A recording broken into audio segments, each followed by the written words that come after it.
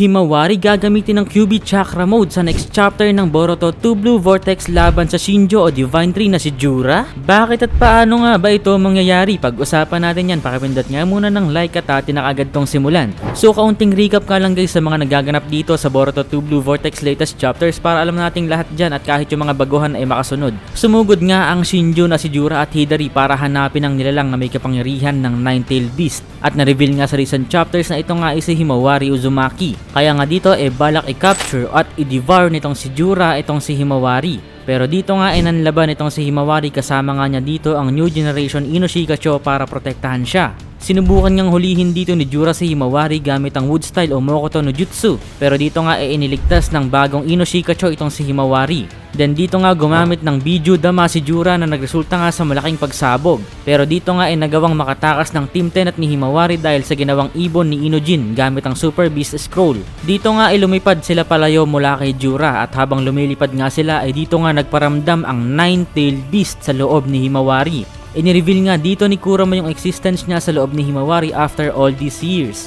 At ito na nga si Kurama ngayon, Mini Kurama. So ano na nga ba yung mga kasunod na mangyayari dito? Simulan natin ang tunay na laban at storya.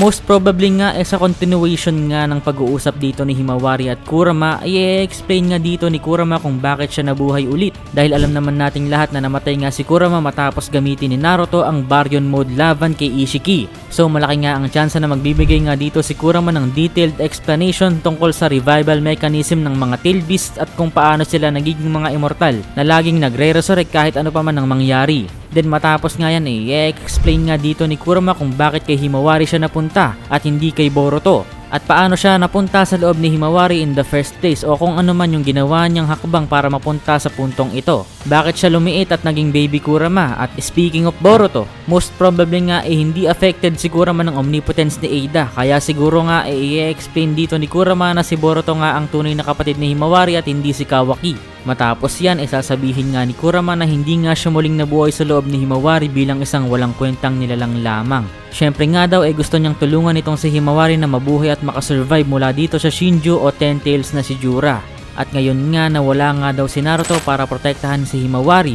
Responsibilidad nga daw nitong si Kurama na protektahan ng mga anak ni Naruto. At tutulungan nga daw niya dito si Himawari na makontrol yung kanyang kapangyarihan o chakra. Though siguradong sasabihin nga rin dito ni Kurama na hindi nga daw ganon ka-powerful o kalakas yung power up na may bibigay niya dito kay Himawari dahil sa ngayon nga daw hindi pa niya na ibabalik yung kanyang original form at original amount of chakra as we can see sa itsura at liit ni Kurama sa ngayon. Pero kahit ganon kahit papano nga daw sa ngayon ay makakatulong pa rin itong si Kurama at magiging sapat pa rin at least yung lakas niya upang matulungan si Himawari na makaligtas mula dito sa Shinjo na si Jura or at least to buy time at ma-occupy itong si Jura hanggang sa may dumating na tutulong sa kanila na most probably nga si Boruto.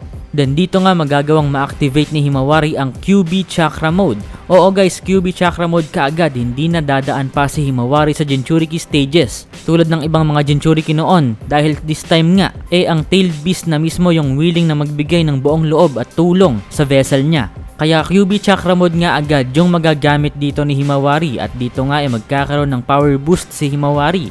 At may tsansa nga din na ma-awaken dito ni Hima yung kanyang nakakatakot na alter ego na magbibigay din sa kanya ng extra power boost. Ito nga guys yung state of being ni Hima na kinakatakutan nga ni Boruto at nag-activate nga ang state na ito in certain circumstances. Most likely nga kapag desperado si Himawari na magawa ang isang bagay o makuha ang isang bagay na gusto niya. At sa sitwasyon nga na ito guys pwedeng desperado ngang protektahan itong si Himawari ang Team 10 dahil gusto nga rin sila ngayong patayin itong si Jura dahil sa ginawa nilang pagtulong dito kay Himawari. Bukod nga sa QB Chakra Mode at alter ego ni Himawari madadagdagan nga rin dito ng Byakugan si Himawari. Isa ngang genius at prodigy guys si Himawari pagdating sa Byakugan. Nagawa nga niyang ma-unlock ang Byakugan sa edad lamang na 3 years old which makes her itong si Himawari the best prodigy na naproduce nga ng Hyuga clan na mas talented pa nga kaysa kay Neji at Hinata at kung sino pang Hyuga.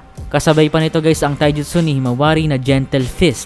Itong mga ito nga guys kapag pinagsama-sama siguradong magiging sapat na para makasurvive sa laban against dito kay Jura. Pero siguradong hindi nga dito mananalo si Himawari at siguradong hindi nga niya mamaintain ng QB Chakra Mode ng matagal na panahon o oras. Pero kung mangyari man na maubusan itong si Himawari, siguradong may dadating na tutulong dito kay Himawari at syempre sino pa ba ito? Walang iba kundi ang kanyang big bro na si Boruto ang dadating para iligtas siya. Ayos ba?